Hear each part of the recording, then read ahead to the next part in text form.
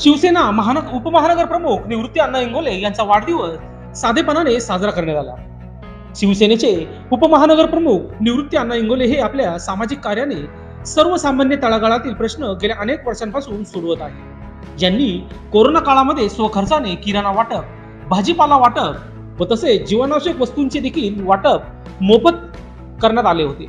त्यांच्या या वाढदिवसाप्रसंगी नाशिक शहरातील सर्व पक्षीय नेते मंडळी यांनी आज त्यांच्या निवासस्थानी हजेरी लावत त्यांना वाढदिवसाच्या शुभेच्छा दिल्या.